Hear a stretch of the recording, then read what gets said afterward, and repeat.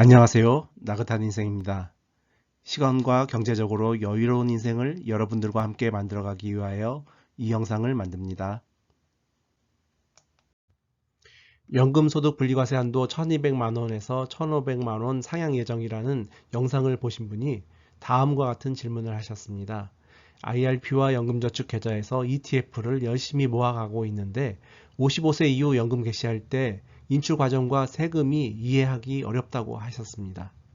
이러한 내용을 예를 들어 설명해 드리겠습니다. 이전에 보여드렸던 자료입니다. 이 화면은 캡처하여 궁금할 때마다 보시면 좋겠습니다. 각자의 상황에 따라 다르겠지만 전체 흐름을 설명드리기 위하여 다음과 같은 시나리오를 예를 들어 설명해 보겠습니다. 연금 개시 시점에 연금저축계좌에는 2억이 들어있는데 납입원금 1억 중에는 6천만 원은 세액공제 받은 금액, 즉 4천만 원은 세액공제 받지 않은 금액이 있고 수익금은 1억입니다. IRP 계좌에는 1억이 들어있는데 납입원금 5천만 원 중 세액공제 받은 금액은 4천만 원, 세액공제 받지 않은 금액은 1천만 원이 되겠고 운용수익금은 5천만 원이 있습니다.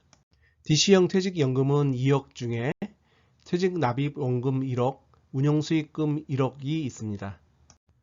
좀 더 단순하게 설명하기 위하여 이 세 개의 계좌를 연금 개시 시점에 하나의 연금저축 계좌에 통합하였다고 가정하겠습니다. 각자의 상황에 맞춰 통합하셔도 되고 각 계좌별 연금 개시하시면 됩니다. 통합된 연금저축 계좌에는 총 5억이 있게 되고 그 중에 세액공제 받지 않은 금액은 5천만 원, 퇴직금 납입원금은 1억 원, 세액공제 받은 금액은 1억 원, 그리고 운영수익금은 2억 5천만 원이 있습니다.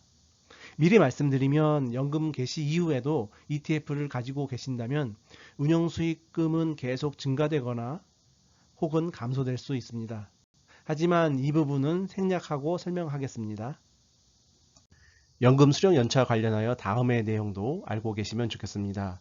IRP 계좌를 2013년 3월 1일 이전에 개설한 계좌를 가지고 계신다면 수령 연차가 6년차로 계산되고 그 이후에 개설한 계좌는 1년차가 됩니다.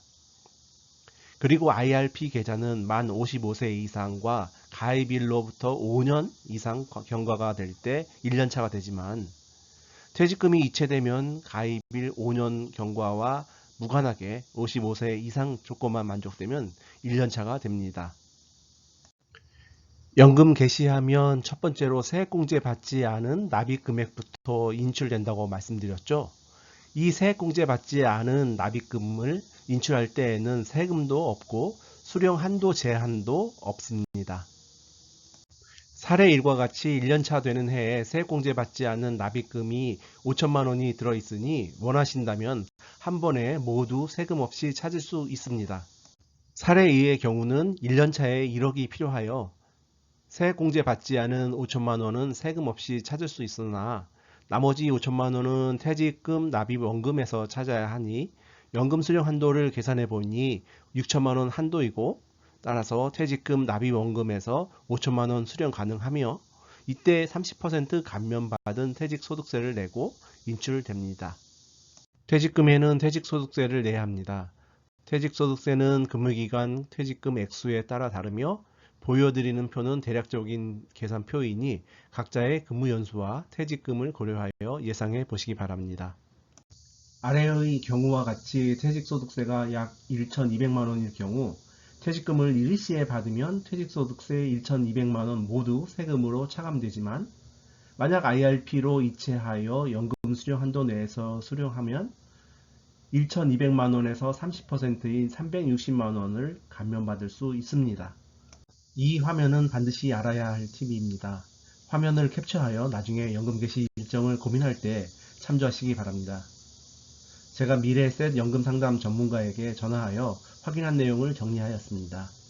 연금 수령 한도는 앞에서 설명드린 내용과 동일하며 연금 개시하지 않아도 조건 만족되는 해부터 1년차 카운팅 됩니다.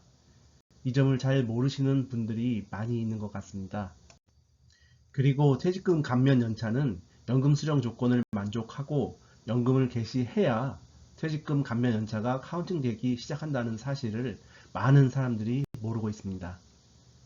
예를 들면 퇴직급여를 이체받은 계좌가 2023년 연금 수령 조건을 만족하였지만 별도의 소득이 있거나 여유가 있어서 연금 개시를 2025년부터 시작하려는 사람이 있을 때 2025년에는 연금 수령 연차는 3년차가 되지만 퇴직금 감면 연차는 1년차가 됩니다. 이러한 이유로 퇴직급여가 이체된 연금 계좌는 연금 수령 조건을 만족하면 가능한 곧바로 연금 개시하여 매년 1만 원씩이라도 인출을 하라는 것입니다. 퇴직금 납입 원금을 연금으로 인출할 때에는 연금 수령 한도를 계산하게 됩니다. 연금 수령 한도 초과 금액은 퇴직소득세 100% 모두 차감하고 연금 수령 한도 내의 금액은 퇴직소득세의 30%를 감면한 70%만 차감하고 받게 됩니다. 이때 만약 퇴직금 감면 연차가 11년차 이상이면 40%를 감면한 60%만 차감하고 받을 수 있습니다. 사례 4는 앞에서 설명드렸고 사례 5는 3년차와 4년차에 각각 퇴직금 5천만 원씩을 인출해도 연금 수령 한도 내에 인출하므로 퇴직소득세의 30%를 감면한 세금만 차감받고 받을 수 있습니다. 사례 6은 1년차부터 매년 1천만 원씩 일출하려는 조건이고 6년차부터 10년차까지는 퇴직소득세의 30% 감면 혜택을 받으며 인출할 수 있고 11년차부터는 퇴직금 납입원금이 모두 소진될 때까지 퇴직소득세의 40% 감면 혜택을 받으며 인출할 수 있습니다. 세액공제 받은 금액과 운영수익금은 세금 납부 대상입니다. 연금 수령 한도 내에서 인출해야 하는 조건도 있고 추가로 연금 수령 금액에 따라 세금이 구분이 되기 때문에 여기서 많은 분들이 헷갈려 하십니다. 좀 더 자세히 설명하면 첫 번째 연금 수령 한도를 만족하며 연간 연금 수령액을 1,500만 원 이하로 인출할 경우 연금 소득세 대상이 되며 나이에 따라 5.5%에서 3.3% 세금이 적용됩니다. 참고로 1,200만 원 제한은 2024년부터 1,500만 원으로 세법이 개정될 예정이라고 합니다. 따라서 저는 1,500만 원을 적용하여 설명드리겠습니다. 두 번째로 연금 수령 한도 내에서 인출하지만 연간 연금 수령액이 1,500만 원 이상 인출하면 개인 종합소득세에 합산하여 과세하거나 16.5% 분리과세 중 선택할 수 있습니다. 그리고 세 번째로 연금 수령 한도 금액을 초과하여 인출하면 연금의 수령에 해당되어 16.5% 분리과세 대상이 됩니다. 사례 7의 경우 1년차에서 3년차까지는 1억 5천만 원 인출하고 4년차부터 연금 수령 한도 6천만 원 이하를 만족하며 연금 소득세 조건 1,500만 원 이내에서 인출할 경우 연금 소득세 5.5%만 차감되어 받을 수 있습니다. 사례 8의 경우는 11년차에 연금소득세 조건 1,500만 원 이내에 인출하는데 그때 나이가 만 70세가 넘었다면 연금소득세는 4.4%만 차감되고 받을 수 있습니다. 사례 9의 경우는 세금 혜택보다는 인출 금액이 우선인 경우입니다.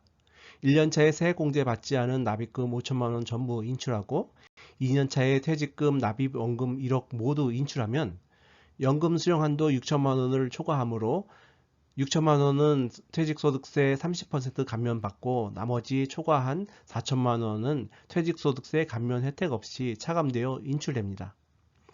3년차에 4천만 원 인출하면 연금 수령 한도 6,750만 원 한도 조건은 만족할 수 있지만 연 1,500만 원 이상 인출하여 종합소득 합산 과세하거나 16.5% 분리과세 대상이 됩니다.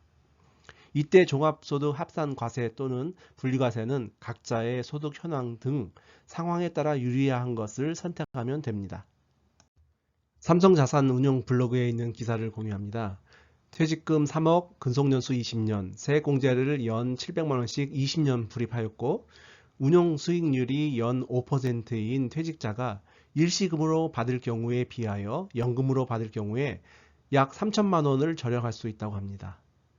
따라서 개인연금, 퇴직금 인출 전략이 정말 필요합니다. 다음 영상에서 뵙겠습니다. 감사합니다.